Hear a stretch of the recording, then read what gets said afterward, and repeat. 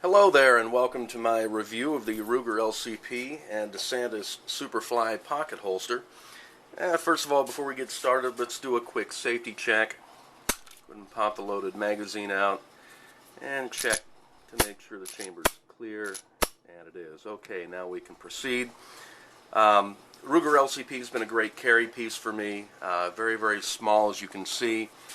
It measures out roughly about 5 inches. Just shy of 4 inches tall, and it's also very, very slim. One of the wonderful features about this gun, makes it so easy to carry in the pocket. Some people carry these things inside the waistband. It's so small.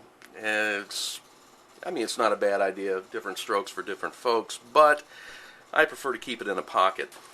And I have been using the Superfly. Great little holster. It has this very, very tacky rubber substance on the outside. Sticks wonderfully to the inside of your pocket if you're wearing jeans or khaki pants, whatever. In a coat, works great in there too. The holster stays in, the gun pulls out very easily. The only problem I had with that, at one point, I decided to try this, which is a Hogue rubber grip cover for the gun. A lot of people use these things to help with the recoil, because the little sucker does have pretty sharp recoil.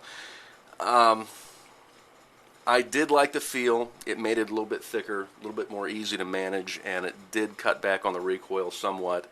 However, it wanted to get caught up a little bit inside here. I couldn't get a really smooth draw as I was pulling it out of my holster with the Hogue grip on. So I decided to take that off and explore other avenues to reduce recoil.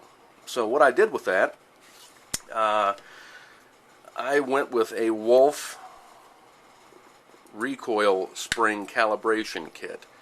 That kit consists of an 11, 12, and 13 pound spring.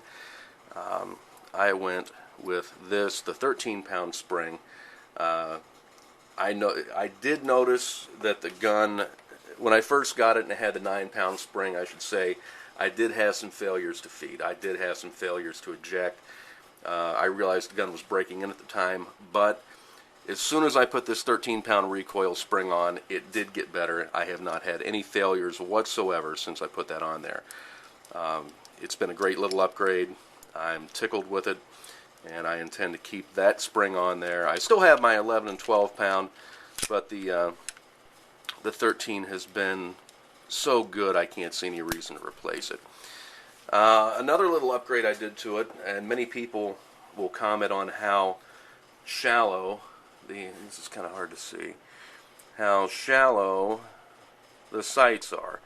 I put some white fingernail polish on the front of it so I could pick it up a little bit easier. The front sight, as you can see there, is fairly easy to pick up after it's been painted. I'll try to get in here kind of close so you can see it. Just a little bit of nail polish, and put some tape around there to keep the paint from spilling out the side. It's done a good job for me, and it stays on there even when I clean. Of course, you wouldn't want to clean your bluing with solvent, so you don't have to worry about that white coming off. That's a solid little upgrade. I'll keep that, and as well as I'll keep the spring. It's a great pistol. It is a great holster as well. I highly recommend both.